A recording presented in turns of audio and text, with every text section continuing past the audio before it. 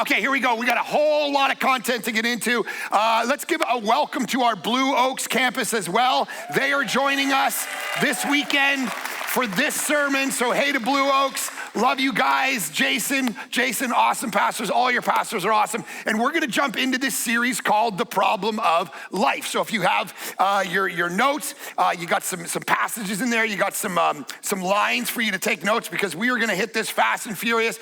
As Ray said, those of you at Blue Oaks, I didn't see him, but he just walked off the stage talking about the book. And the reality is we're doing a 4-week series on this. The book doesn't come out, it doesn't hit anybody else's life until February 18th. But Bayside gets it early, all right? Because you're special. So we get it early to go through this content, and the content really is important. And we're talking about 4 weeks out of the 11 in this series. And we're gonna be talking about how to flourish versus flounder in life, because life is difficult. We're born, we live, we have the experiences. We ask big questions about identity, about pain, about sex, about flourishing, about pleasure, about death, about eternity, about the question of the soul, all of these things. And so the book literally goes through 11 things. I almost try to play the job of like a counselor that sits down and gives you life coaching to say, here's how you're gonna flourish in life versus flounder. And every chapter, all 11 chapters, are just basically me saying, do this versus don't do that. So, we're gonna hit 4 of those, and we're gonna talk about philosophy, we're gonna talk about stories, we're gonna talk about psychology, we're gonna talk about Bible, mostly rooted in Genesis chapter 1 to 3 over the next 4 weeks. And really, it's discovering the human experience. It's about us saying, how do we wake up Monday morning and understand who we are, what our purpose is, what are we doing here, how do we find joy, how do we suffer well, what is the meaning and purpose of life, what is marriage about? What are we doing here on planet Earth? This is the fundamental question of what it means to be human. John Calvin, you ever heard of John Calvin before? One of the great theologians and thinkers ever in the 1500s. He wrote a book when he was 21 years old. It's still said to be the greatest theological treatise ever written. It's called The Institute of the Christian Religion. And the first sentence of John Calvin's Institutes says this: our wisdom, insofar as it ought to be deemed true and solid wisdom, consists almost entirely of 2 parts: the knowledge of God and the knowledge of ourselves.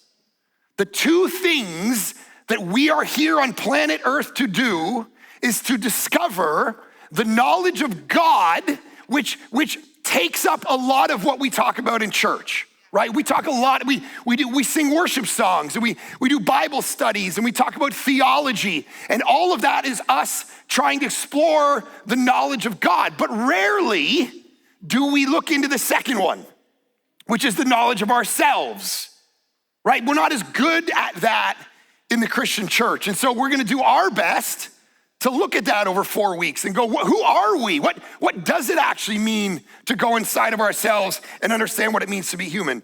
In our culture, we talk about it all the time. We talk about the New Age movement. We talk about self-help. We talk about your Enneagram.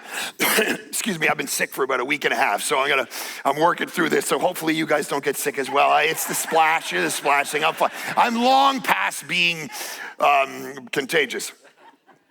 That's what they tell me anyway. Been coughing for 2 weeks. The Enneagram, of course, is a very fascinating thing. People look into it. How many of you know what your Enneagram numbers are? Right? Yeah, it's like, okay, I'm a 3 and that's why I'm late all the time. It's like, no, that's not why you're late. This is what we do. We kind of try to trap ourselves into these personality profiles because we're looking into ourselves. We want to understand ourselves. But here's the problem. After 150 years of us trying to do that by removing God and making it an atheistic or a secular endeavor to try to find yourself, what we've done is we've advanced in all of these areas, but we haven't really found ourselves yet. Okay, so we've advanced in technology, we've advanced in psychology. We've never been a society that has more psychology going on. If you go in to any bookstore in the Western world, the biggest section of any bookstore is what? The self-help, right? It's the psychology. It's how to go inside yourself and find yourself. We've advanced in technology. We've advanced in psychology. We've advanced in science. We've advanced in philosophy. And after 150 years of trying to do this without God involved in the conversation, here's the problem. We are more lost than we've ever been. right? So I'll give you some stats. 40% of college students meet the criteria for a mental health condition. 84% of Gen Z report burnout.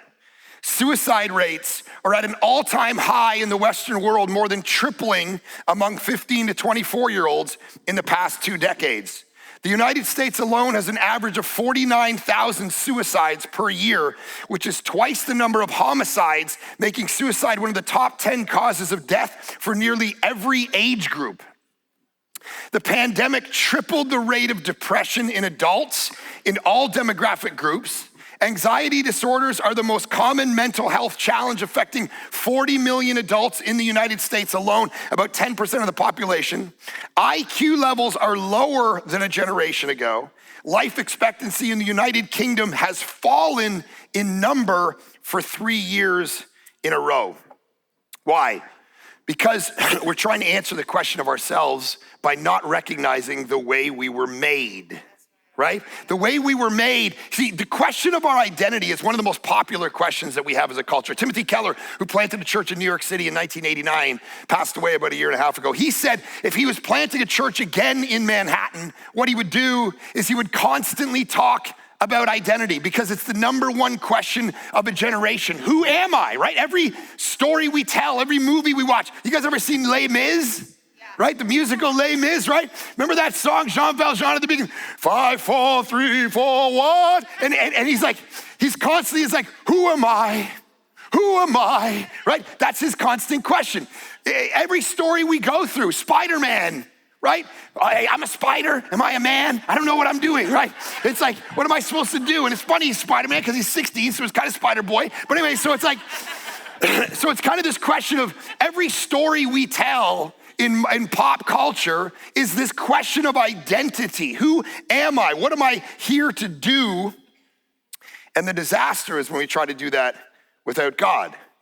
There's a better way to live, and that's actually to fuse God, to understand that we actually belong to an enchanted world versus a disenchanted world. See, a disenchanted world literally means the secular version of reality, right? The atheistic version of reality. There's no God, there's no soul, there's no heaven, there's no hell, there's no meaning, there's no purpose to your life. There's just material world. The universe began.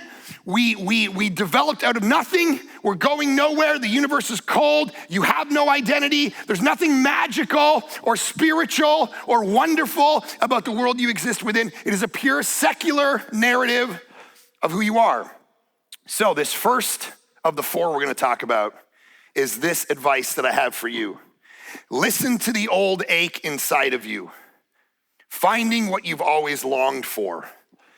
Do you, when you wake up in the morning, feel something deeper than just walking through the universe? Do you feel something in your soul that's like you see a sunset or you hear a piece of music and something kind of what my kids would say, hit different? You know what I mean? That just hit different, all right?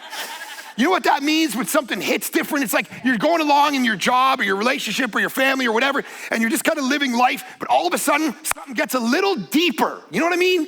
And it's like, it's almost an intangible, and you wish you could like grab it, but then it's elusive and it disappears. That thing, that longing you have for a world that you never see, but it's like a sense of justice. It's like an echo in your soul, in your mind of a world that you want to exist, but it doesn't, and you're trying to get after it. It's almost like, have you guys ever seen the movie Amadeus?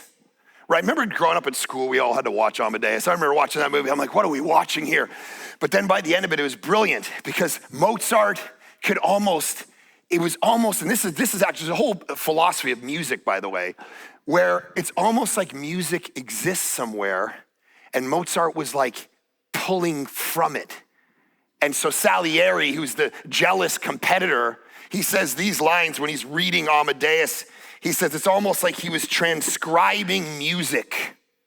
It's almost like the beauty came from somewhere. And here's what the biblical story would say. Genesis chapter 2, verse 7. Listen. Then the Lord God formed a man from the dust of the ground and breathed into his nostrils the breath of life, and the man became a what? A living being. this is what's beautiful. So in all the different versions of reality, God takes the dust of the earth and he makes us by breathing into our nostrils. And he goes, and he breathes. In the Hebrew, we become a living soul, a living being. It's like he built that into our DNA. And this is why we have in ourselves this natural desire that you think there's something deeper going on in your existence than you're just working a job, going Monday to Friday, and then you die one day. You know that when you look up at that sunset, or when you're walking around the street at night and you're looking up at the stars, and it's normal life, and then something almost like just creeps through, and you're like, oh, something, and it disappears. You're like, where'd you go? Where'd you go? What is that? It's that God, it's like you ever talk to somebody, I'm not a sports guy, but I talk to a lot of people today and they think that the NFL is scripted. Have you talked to those people, right? It's like the Kansas City Chiefs. There's a group of people writing a story where the Kansas City Chiefs have to win.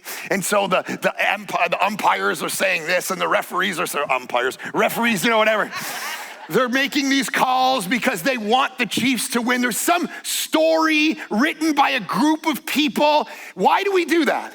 It's almost because we know that the universe is more complicated and deeper than we just want to take it at normal glance. It's like there's something else going on. And so we grasp after these deeper meanings to explain everything. We want the world to be enchanted. You ever seen the movie Enchanted? Yes. Right? When she lives in a world, she's like a Cinderella girl, and she's like sings to birds and the birds sing to her. And then she gets transported to the real world and she's walking around, but it's just the normal world. And she's talking to birdies and birdies aren't talking to her. And it's just like, hi birdie, I want to come into the window. I will clean today, whatever. And the birds are like, because it's like she belongs to this enchanted world of magic and wonder and soul and meaning. And then she comes into a world where there isn't that and she's struggling with it. This is our predicament. We have a soul in us that God in Genesis 2 breathed into us. And here's the problem. Most of us are asleep at the wheel of life. And we're just going through life and we don't feel the meaning. We don't feel the purpose. We don't get involved in soulish things. We don't follow our passions. And your passions, here's what I want to argue. Those things, you have a passion for joy, right? Remember we talked about this a couple weeks ago. You go after joy. The reason you married who you married, the reason you dress how you dress, it's all driven by your joy. And what a lot of religion will tell you is, hey, deny your joy. Don't go after your passions because they're going to lead you astray. I want to argue the opposite. I think that longing inside of you is trying to lead you to God. I think you have a soul in you, and that's why you pine for a deeper world. And you're supposed to actually chase that, not deny it, not run from it. You're supposed to actually follow where it's leading you. This is the whole point of it. So you have two versions of reality.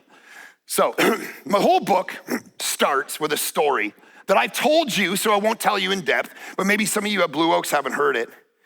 But it illustrates this point, so I'll tell it really quick. For those of you who have heard it before, forgive me. But the whole book opens with the story of the worst day of my life. The day I told a woman that her husband had died, but I had the wrong guy. Yes, I was a 29-year-old kid and I had gone to visit this guy in his hospital bed. And then I went home for the weekend. And on Monday, I drove back to the same hospital. And instead of checking in at the local nurse station, I just walked right by it and into the same room. And there was Dave sitting there on the bed, and I walked up. He was kind of looking out over the corner. I'm like, hey. And just as I walked up, the nurse turned me around and she said, I'm sorry, who are you? I said, I'm just a pastor. I'm here for a visit. And she said, I'm sorry, he passed away this morning. And at that point, when someone says they died and you're doing a pastoral visit, say, who? Who died? What's his name? But I didn't do that. I just went, I guess Dave's dead. And I went back to my office and I told the secretary that David died. And unfortunately, a couple hours later, Dave's wife showed up at the office and she was carrying a sandwich on her way to go visit Dave. And I guess she didn't know yet that Dave was dead. So the secretary brought her back to my office, and I said, "Oh, I'm sorry, Sarah, but Dave died." At which point she passed out in my office on the couch, and we mourned the death of Dave for 45 minutes. We planned his funeral. We talked about his life and how wonderful he was. Now the problem is, I had the wrong guy. David wasn't dead at all. David had been moved one day previous to a different hospital and was sitting up in his bed waiting for his lunch. David went on to live another year. And then I found out, and I had to go back into the room to tell his wife. I was like, "Hey, you know that thing we were talking about? Somebody." And I always think about that day. I always think about what it was like for her to go back into David's life. Think about this for a minute. She thought he had died, and she went back into that room and brought him his lunch, and then what? What did it feel like every time he laughed? What did it feel like when he smiled, when he talked, when his eyebrows lifted, when he touched her, when he talked? See, all of this now had more meaning. It was infused with something deeper than just the surface level world of, oh, his body's moving. No. Now she had lost him. There was something soulish going on. There was some meaning, some purpose, some value that invested every movement with a kind of depth. It's almost like this. Have you ever had a nightmare where you lost your spouse in the dream? Have you ever had this? This happened to me sometimes. I'll wake up in the middle of the night and I'll have just had a nightmare where Aaron has died in the dream, all right? It's morbid. And I'll wake up and then I'll look over and she'll be there, right? Or she'll have one of me dying, which is really nice because for the rest of the week, she treats me a little better, all right? Just like, she lost me for a little bit, and then she appreciates me just a little bit more, right? And now it's like, "Oh, I thought you were dead. I love you again." It's like, yeah, that's what I'm talking about, right? And she loves my presence that much more. Right? And this is what happens. It's like these things become more meaningful because we begin to realize we are soulish creatures. There is a heaven, there is a hell, there is a God, there is a soul. And the question is, do you want to live your life like that or like the universe is cold and dark? There's the Victorian poet, Elizabeth Barrett Browning. She said this, I love this image. She said, "Earth is crammed with heaven, and every common bush is a fire with God. But only he who sees takes off his shoes. The rest sit round and pluck blackberries." Which one of those are you? As you go through life, do you just pluck blackberries, or do you realize that every single blackberry bush is a fire with God? Do you just live your life and work and have your marriage and raise your kids, or do you realize there is sacredness? And some of you are here and you're just exploring Christianity. I'm glad you're here. You come from a secular, atheistic mindset. Naturalism would be the way you explain yourself.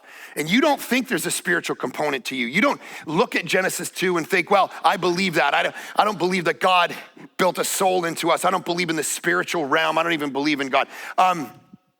There's a story. I don't know if I've told this to you, or at least in detail, but many years ago, I had this season of my life where I found myself feeling like there was a presence in my house. I couldn't figure out what it was. I was downstairs in my room, and I heard some things. I was downstairs in the living room, and I heard some things going on in my room, and my wife was downstairs and my kids were sleeping, and there was this events that happened over the course of about 6 or 7 weeks where I began to feel like something was in my house and I couldn't figure out what it was. I found myself awake at 2:00 in the morning every day, walking around my house with a baseball bat because I sensed a presence in my house that I could not explain. And I didn't know what it was, and I didn't know how to deal with it, so I was scared. Around that season, I flew to Toronto because I was speaking at a conference. And as I got to Toronto, one of the local pastors there, who I didn't know, called me up and said, "Do you want to go for coffee?" I said, "Sure." So we went for coffee, and we're sitting there at Starbucks having a coffee, and we're just talking about life, and we're talking about ministry. And as we chatted for a couple hours, we talked about everything. And then at the end of the meeting, I went to leave, and he said, "Hey, can I ask you a question before you go?" I said, "Yeah, sure." He said, "Let me ask you, how are you liking your house?"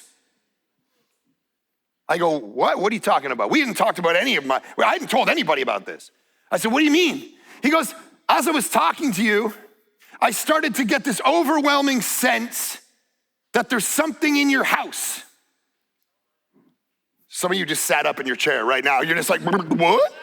It's a totally true story. I said, "Yeah, the last few weeks have been weird." And he goes, he takes a piece of paper and a pen, and he starts to draw my house as if he blueprinted it himself. And he starts to say, "This is your bedroom, and you have a closet connecting your bedroom to your office. There are demons in your house, and they're right here." I had never mentioned one thing to this man. On the other side of a country, a random guy over coffee figures out a demonic presence in my house without me mentioning anything. Listen, if you are here and you don't believe in God, explain that to me. You see, we tend to live on the plane of the material world, and we go through as if there's just blackberry bushes. As if we just pluck them and go to a job and live a life, and you don't have a soul, and there is no God, and there is no heaven, there is no hell, and there is no meaning. And yet, everything about your experience, if you pay attention to it, will suggest that we are living in a far more complicated universe than we think. There is a God who made you and built a soul in you, and you have a pining and a yearning that money cannot solve for you. And sex, no matter how many partners you have, cannot solve for you because you've tried it. And your nice house and your place up in Tahoe, maybe not for the Blue Oaks crew, you guys are blue collar, but here at Granite Bay, they try Tahoe. And your nice car and your beautiful experiences, all the things that you go after.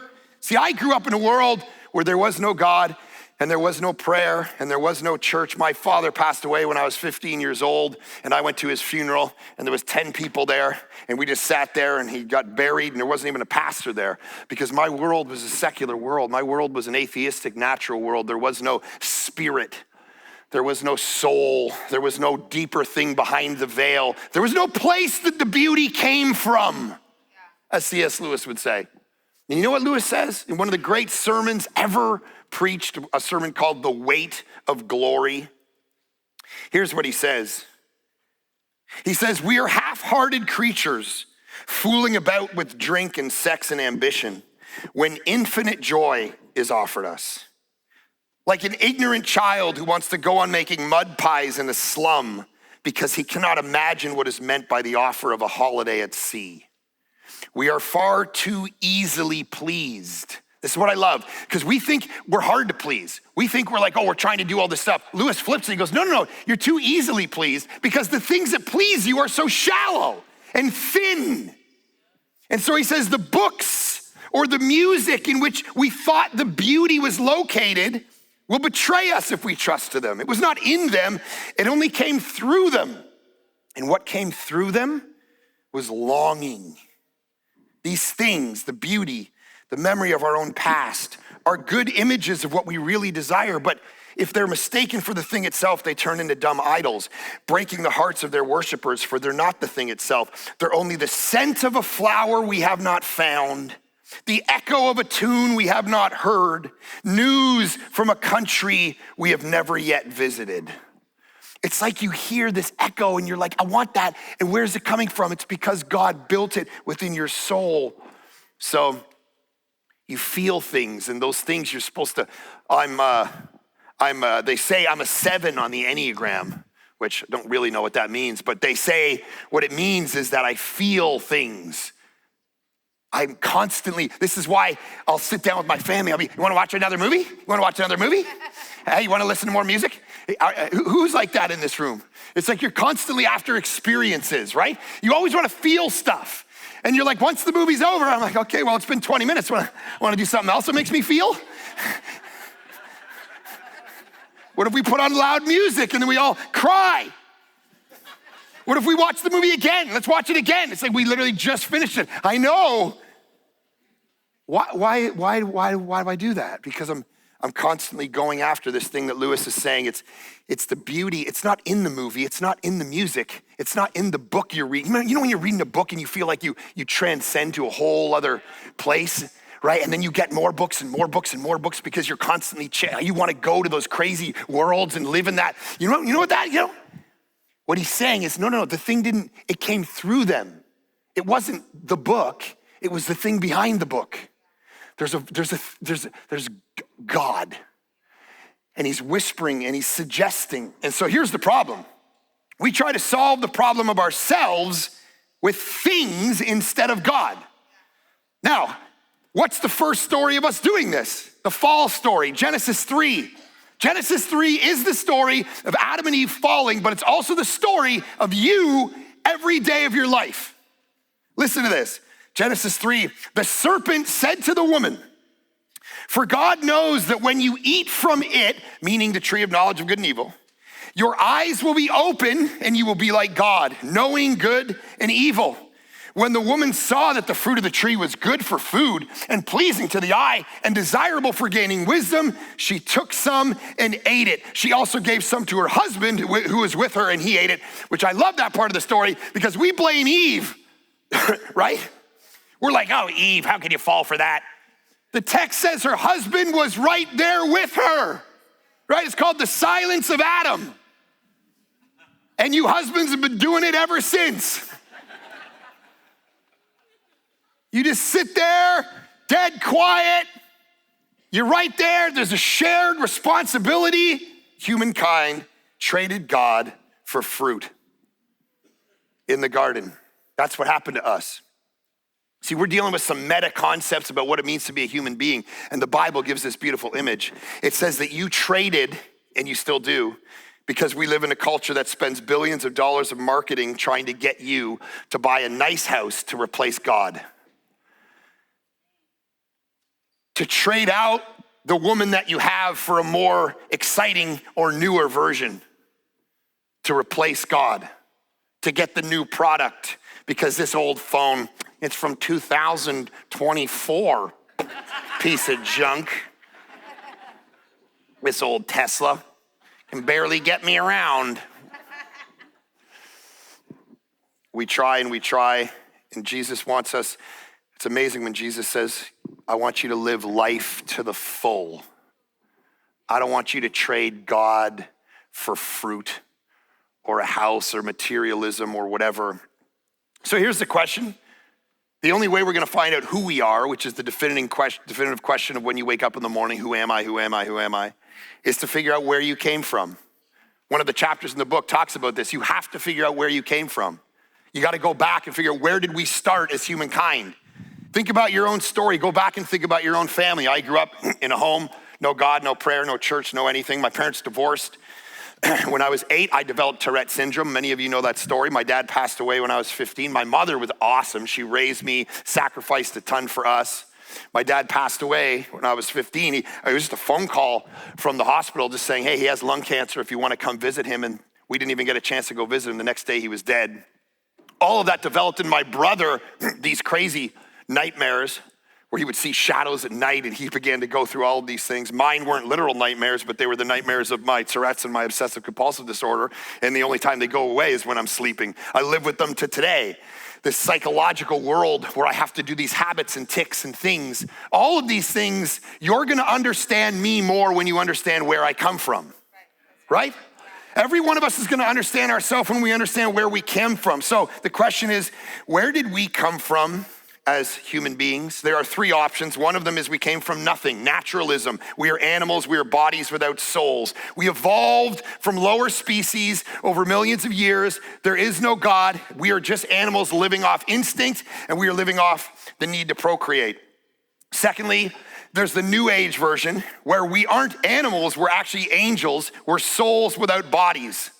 We have sex with whomever we want. We can change our gender. Nothing about us matters. The physical world is useless. It has no hint to your identity at all because the physical body doesn't matter. In the naturalist view, your physical body is all you are. You have no soul. In the second view, you're only a soul and your physical body doesn't matter. There's no hint that it gives you about who you are or how to find joy, so you can do whatever you want with it. You can sleep with whomever you want. You can shuffle off this mortal coil because it has nothing to do with your identity. The biblical story comes in and says both of those are wrong. You're not a body without a soul or a soul without a body. You are an ensouled body.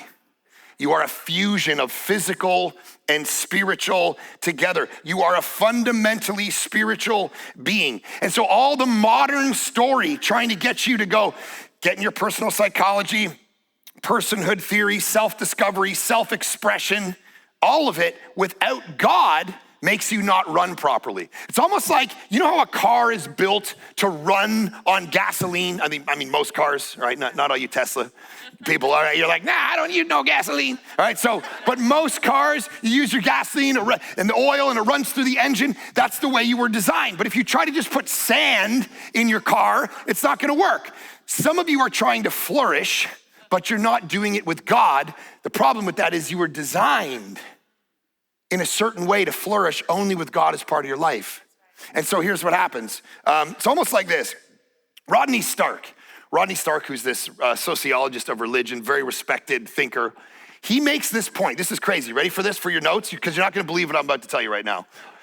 Rodney Stark says this, very trusted scholar. He says this: the religious person, the person who has God as part of his life, on average, when you look across the world, lives on average 7 years longer than people without God.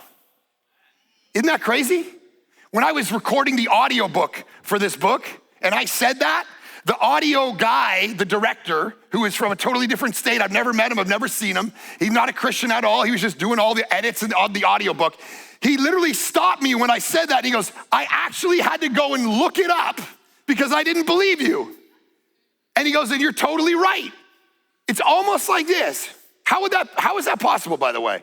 Because human beings were designed to be ensouled people who experience pain, suffering, life, joy in a way that factors God into it versus not. And when we live a life, it's almost like marriage. There's an analogy here. You know what sociologists say? They say married people tend to live 3 to 4 years longer than unmarried people. And that's not a bank on singleness. Singleness can be great, but it's that you get to, when you experience life, you get somebody to absorb it with, right? It's like, I think my wife will probably live shorter that she's married to me, but I'll live longer, right? Which is good. She'll live a little shorter of the stress I'm causing her.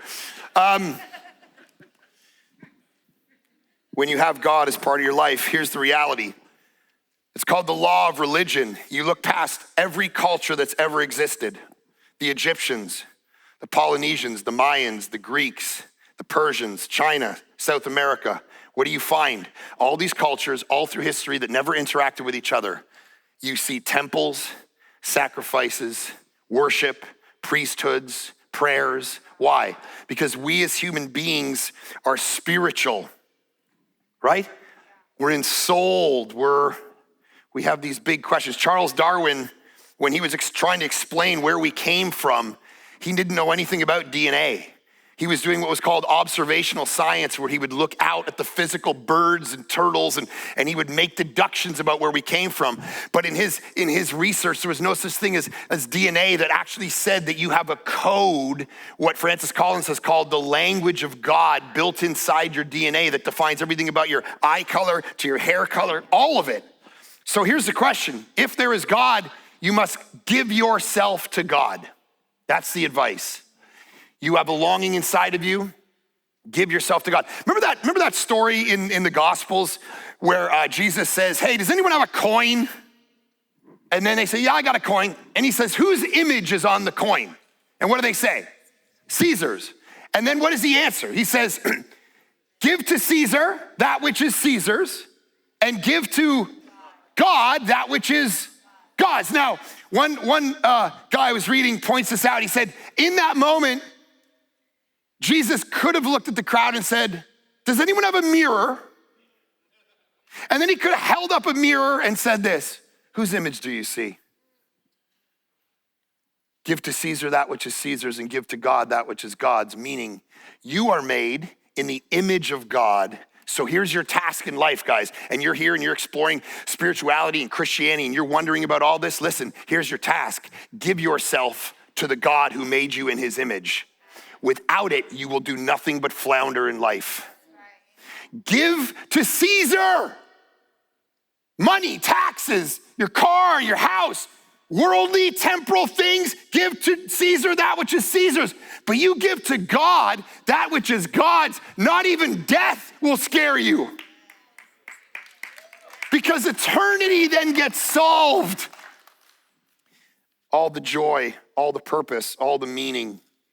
You know what our job is? To re-enchant the world. In Genesis chapter 1, verse 28, it says, God blessed them and said, be fruitful and increase in number, fill the earth and subdue it. Charles Taylor, who's a philosopher, he says, when we show Christianity's truth, it undercuts our neighbor's confidence in the secular take on the world. It shows them that actually our job is to re-enchant the world. Here's what I mean. A couple months ago, my wife walked into a coffee shop and there was this homeless guy there. And he was sitting there and he was lonely and he was kind of doing, fidgeting around and, and she's used to sitting with me. So she's used to the fidgeting around and so it doesn't scare her.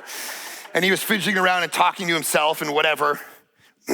And she went to leave the coffee shop as normally we would do, just looking at blackberries. And then she heard the voice of God say, I want you to sit with him and ask him about his story. And so she sat down and she started to ask him about his story. And she got into his story and she, gave him a hug and put her hand on his shoulder and prayed for him and started praying things into his life that she never could have known about, things that she was just getting these kind of words of knowledge. This spiritual realm started to speak to her, God himself. And as she left, she told me about it and she said, man, I'm not, and my wife is not normally like that. But here's the beautiful thing. You know what she recognized her job was that day? To re-enchant the world.